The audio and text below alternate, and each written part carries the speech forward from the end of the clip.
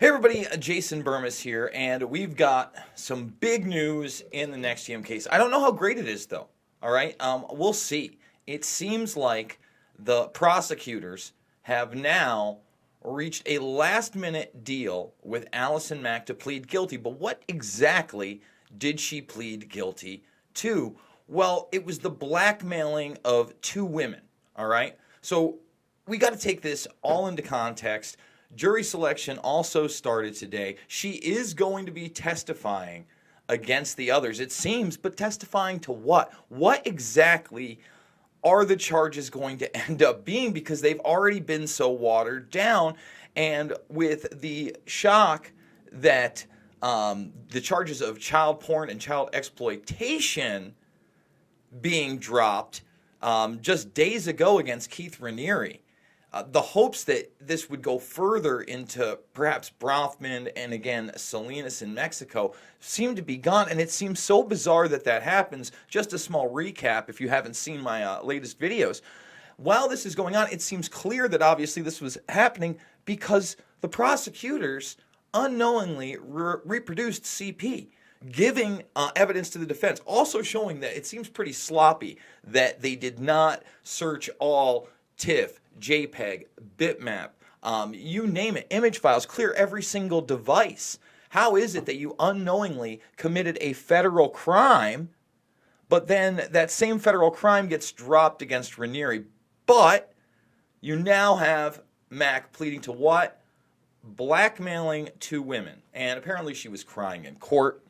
I'm going to read a lot of this article here and go over it because you know, it is somewhat important. Here's just a local clip. Ville actress Allison Mack pleaded guilty this afternoon in her role in the NXIVM sex cult. She pleaded guilty to racketeering, conspiracy, and racketeering as well. Mack faces a maximum of 40 years in prison when she's sentenced in September. The scheduled plea comes on the same day jury selection got underway in Brooklyn federal court for the trial of the alleged cult leader Keith Raniere. Opening statements are scheduled at the end of the month. The investigators say Raniere forced women in his NXIVM self-help group to have sex with him. Well, again, we now have Salzman, who's pled guilty, said that, well, you know, I just kept people in a room for 2 years. No big deal. Threatened to send them back to Mexico. So now you have this blackmailing. I'm going to read this, all right? Mack, 36, sobbed as she admitted her crimes and apologized to the women who prosecutors say were exploited by Raniere and purported self-help group called NXIVM. All right, remember, and this is through the DOS subsection. And guys, again, we don't really know how far this goes. One of the things that seems to be downplayed in all of this that I'm not seeing anywhere in the mainstream media are the hacking scandals. And the hacking scandals are very real and in civil court and extremely frightening. You know, we're going to go over an Edgar Bronfman clip that I included just a very small piece in. And if you don't know who Edgar Bronfman is, he's not just, you know, this Seagram's billionaire. He was heavily invested in the entertainment and movie industry. His son got into the music industry with MCA and all this other stuff. And he also mentors Hillary Clinton. Okay? He mentors her into this Senate seat. Now, before I continue with this article, just give you a little preview. We're going to show a clip from the Medal of Freedom presentation. And I mean, the who's who is here. Kissinger, Greenspan, Andrew Cuomo, Hillary, of course, speaking, Bill Clinton giving Edgar Bronfman the Medal of Freedom, and there's Gerald Ford also getting it. So it's a group, but you see, again, just power galore in here. George Tenet, who will later become, I'm not sure if he's the head of the CIA at that moment. He may be by the time this is there. I'm not 100%. This is in 99, so there is that possibility. Going back to this. Okay, so remember, she's sobbing in court, all right? You know, this is kind of the same story if you watch the NXIVM Exposed video I have on here, which is the hour and 40-minute symposium. I apologize about the audio quality. Doing your own stuff and having limited gear and just kind of being a guerrilla journalist isn't the easiest, guys. But it reminds me a lot of Barbara Boucher, who is making all sorts of excuses for the group. Here it is. Through it all, I believe that Raniere's intentions We're to help people, Mack told a judge in federal court in Brooklyn as she pled guilty to racketeering charges. I was wrong. I now realize that, and I engaged others in criminal conduct. The Smallville actress was sobbing so much at one point that the judge stopped to offer tissues. Bravo! Bravo! Those years in front of a camera. I'm sure, yeah, you're sorry you got caught. You're sorry that you're in court right now. I'm sure you wouldn't be sorry if you were making a lot of money, getting the film roles you wanted, gaining power from this situation. Yeah, I'm sure you're very, very sorry. She has been charged with racketeering conspiracy, wire fraud, conspiracy forced labor, conspiracy, sex trafficking conspiracy. Now that is promising. Sex trafficking and attempted sex trafficking. But notice, child exploitation not there, CP not there. And it was just in March, about a month ago, when those charges were actually first introduced after that initial indictment that we all saw. It disappeared. It disappeared from the press. And then all of a sudden, Mack and Raniere were renamed in it. And again, out of nowhere, the charges get dropped against Raniere and apparently against Mack as well, even though they absolutely had it because prosecutors committed a federal crime by reproducing it for the defense. You can't make this stuff up. It's absolutely insane. So let's continue. She had been charged with racketeering, I'm sorry, I already did that. Mack was facing life in prison if convicted on those charges. And believe me, if it's between her and Claire Bronfman, yeah, it's going to be Allison Mack.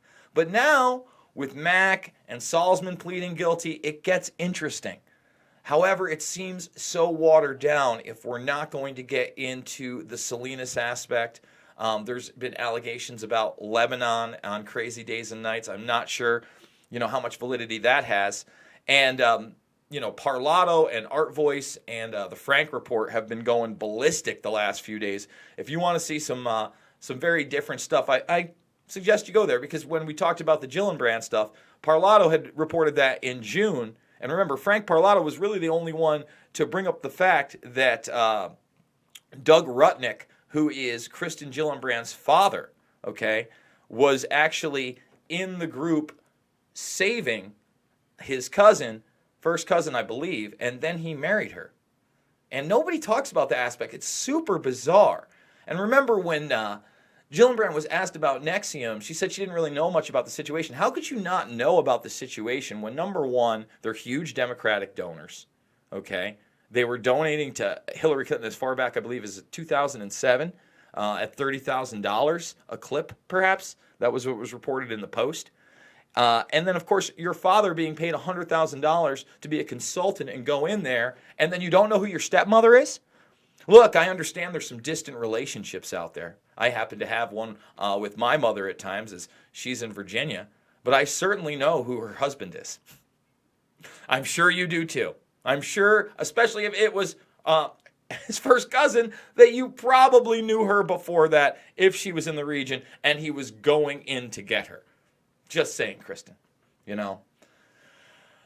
So I want to go into this clip here. I'm just going to play some of it, but this is Bill Clinton basically gushing over Edgar Bronfman at this thing. And again, the who's who of politics are here, folks.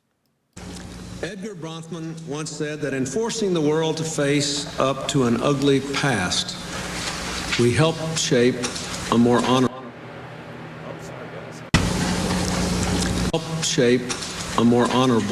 future. That fairly describes his own personal mission over these last 20 years. As chairman of Seagram's, he's helped to build on his father's legacy and take the company to new heights.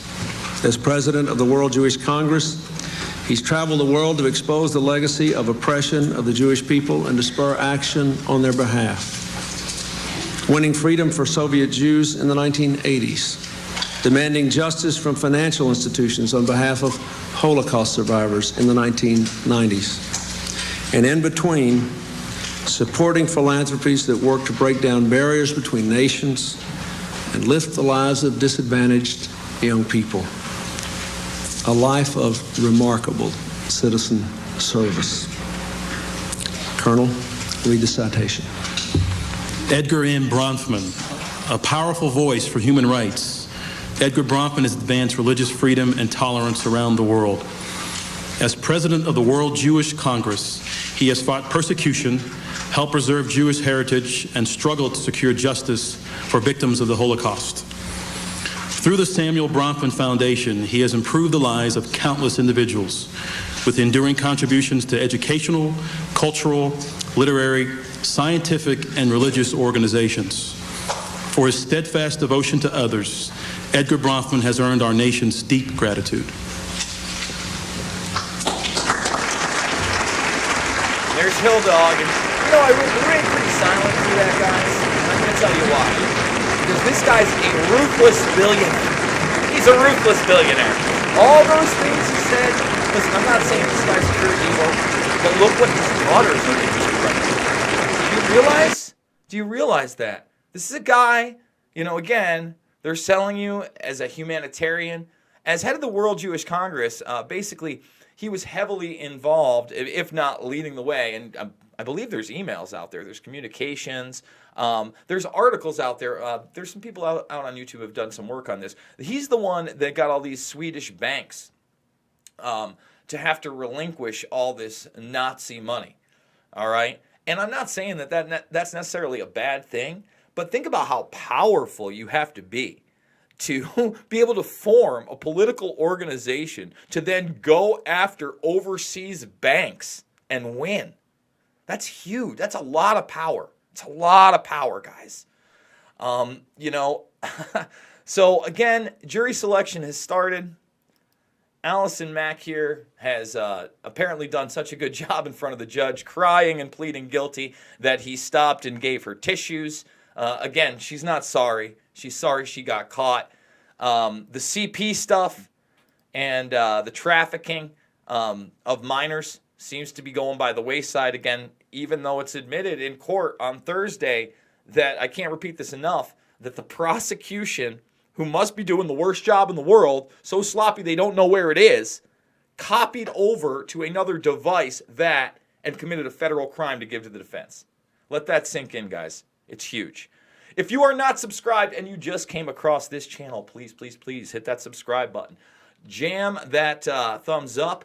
Ring that bell for the notifications, guys. I need as much help as possible. We've been exploding the past week. Thank you guys so much. Thousands of new subscribers. Remember, I do daily work, and you're going to see 3 videos over at Pulse Change and 1 more video over at We Are Change with the great Luke Gradowski. If you don't know Luke's work, man, we've known each other well over a decade at this point, pushing almost 15 years, and the stuff that he does is incredible. We may not agree all the time, but go over there, smash the subscribe button and the bell ringing over there as well. Guys, thank you so much for joining me, and we will be quick with the updates on this story as it comes about. Thanks again.